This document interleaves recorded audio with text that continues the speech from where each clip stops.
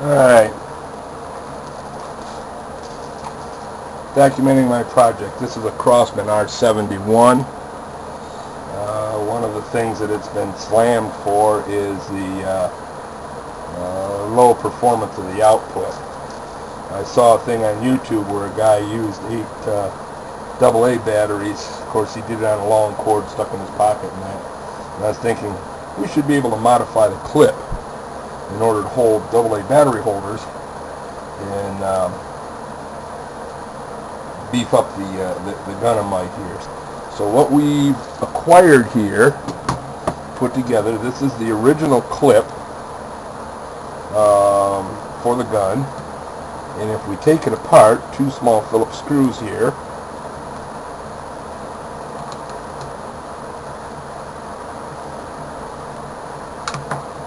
we will see that inside there is a rechargeable NiCad 8.4 volt pack. So if we were to modify this to take 9 volt batteries, then or 9 volts of AA's, which would be 6 AA batteries, we would basically match the performance.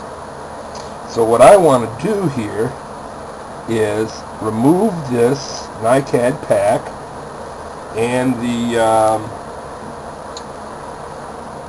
little springy clips, which we're going to have to save in order to make connection to the gun. So we'll lift those out very carefully so as to not damage them. Alright. And what we're going to do is we're going to cut this away. They've got some kind of a component in there inside that heat shrink tubing, which they never heat shrunk. Oh well. We're going to cut that so that we keep these leads to use for that. And this is the charging circuit in there. There's probably some kind of a current limiter for the charging circuit. But we won't need the charging circuit either. So basically we're just going to cut the red and the black wires off this. And then we're going to carve this away here. Alright, so that we can mount these battery cases on there. And there's 4, 6, and 8. Now I picked these up at Radio Shack. They're $1.99 each. Quickly someone says, well, why didn't you buy 2 4s? Well, I also picked up this little tiny micro switch here, little tiny slide switch. And that's a single pole double throw. And what I'm going to do is I'm going to hook it up. I can flip the switch to low power, cut out 2 batteries, and basically return it to a effectively stock condition. Now, the next thing I have to do here, though, is I have to mark this as to how much of this goes into the gun so that these battery cases don't get in the way.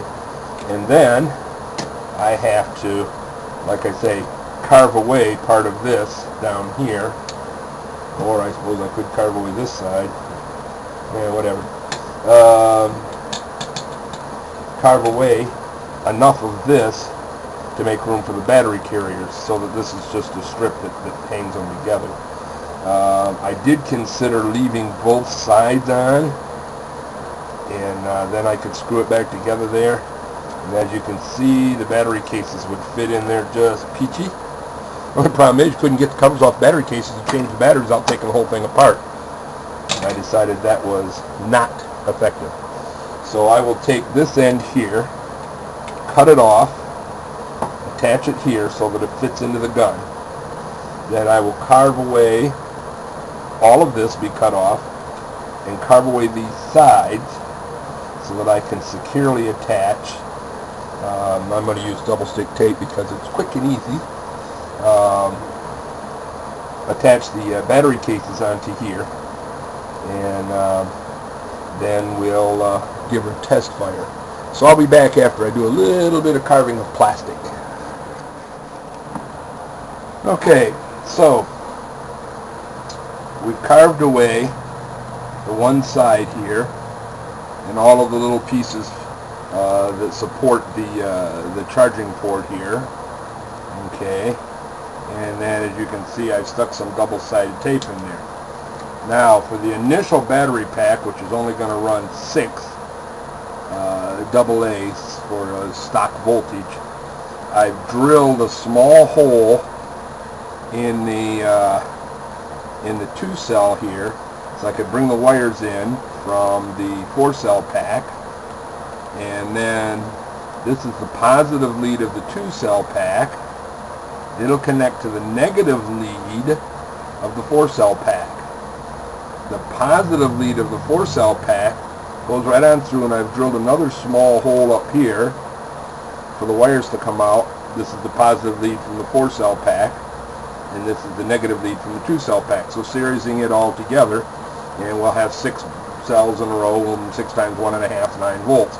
It was an 8.4, so we'll get a little boost of power there, but not a lot. I've also cut the little spring clips out where the connections make. Red positive, black is negative. Make sure you observe, right here is the polarity, positive, negative. It's actually built right into the clip. So I'm going to solder these up and stick these down. And I still haven't figured out yet, though, where I'm going to put my power switch. And then, of course, the last 2-cell pack is going to go on the back side of the clip. So, one other thing to watch out for on this particular pack from Radio Shack, there's an on-off switch in the 4-cell pack. Now, with me, that's not going to be a problem because it's going to stick out here where I can flip it.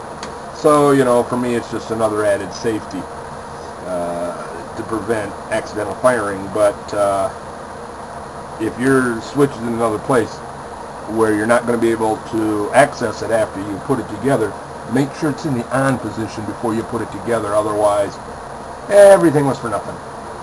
So we'll go ahead and do the next step. Stick this stuff down, solder these wires together, and then see if we can't figure out a place to put the power switch.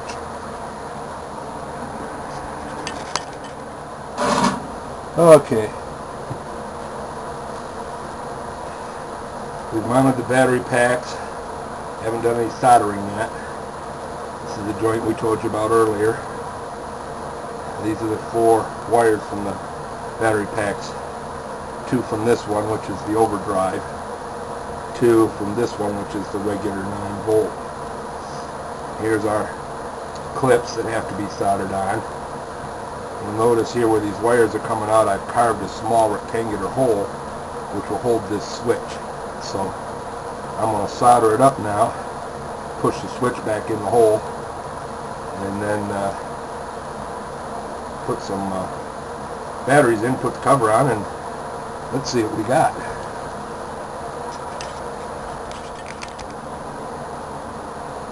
Okay, here it is, complete. This is the 9-volt side, standard. Down in here is the solder joint. I didn't have to tape it because essentially this is the connector where it's at. You might have to put a little tape on yours. On this side, this is the overdrive. Here's the high power, low power switch. In mine, I cut the hole just tight enough for it to fit in, so I didn't even have to put screws or anything in it.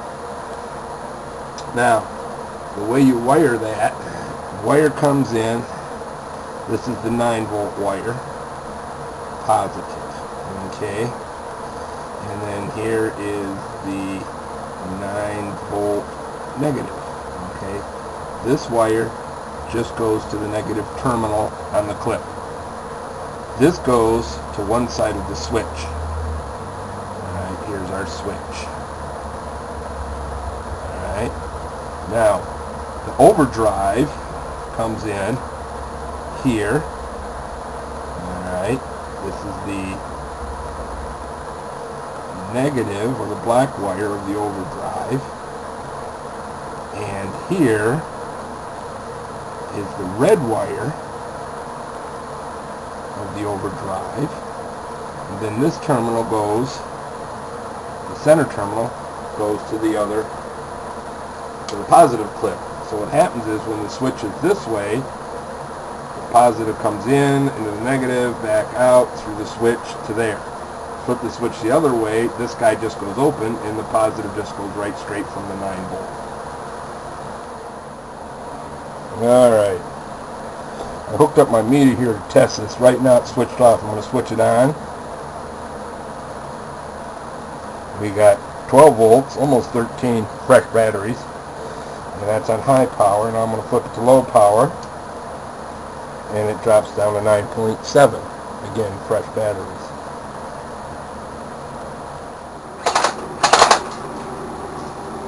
And full auto high power.